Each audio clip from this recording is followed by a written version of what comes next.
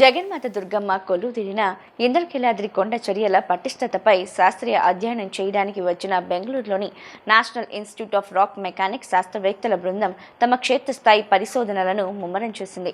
ఈ సాంకేతిక బృందం ఈ నెల 15వ తేదీ నుండి 19వ తేదీ వరకు 5 రోజుల పాటు ఇక్కడ సమగ్ర సర్వే నిర్వహించనుంది. ప్రస్తుతం విజయవాడ బ్లేజ్వాడను తలపిస్తూ అత్యధిక ఉష్ణోగ్రతలతో నిప్పులు చెరుగుతున్నప్పటికీ భక్తుల భద్రతే ధ్యేయంగా ఎన్ఐఆర్ఎం శాస్త్రవేత్తలు క్షేత్రస్థాయిలో అకుంఠిత దీక్షతో పనిచేస్తున్నారు.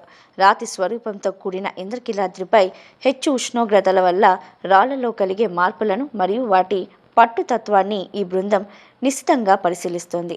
జాతీయ రహదారి వెంట ఘాట్ రోడ్ల వెంబడి బయటకు కనిపిస్తున్న కొండరాళ్లు, పొరల నుండి భూగర్భ సాంకేతిక భౌగోళిక నమూనాలను బృందం సేకరిస్తుంది.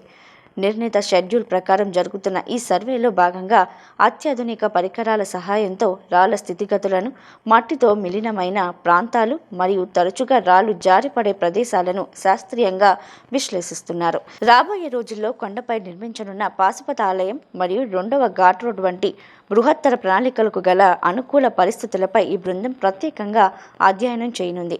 ఈ అధ్యయనం ఆధారంగా చేపట్టే రక్షణ చర్యల వల్ల భక్తులకు కొండ చర్యల ముప్పు నుండి శాశ్వత విముక్తి లభించడమే కాకుండా దేవస్థాన మాస్టర్ ప్లాన్ను పకడ్బందీగా అమలు చేయడానికి మార్గం సుమగం అవుతుంది.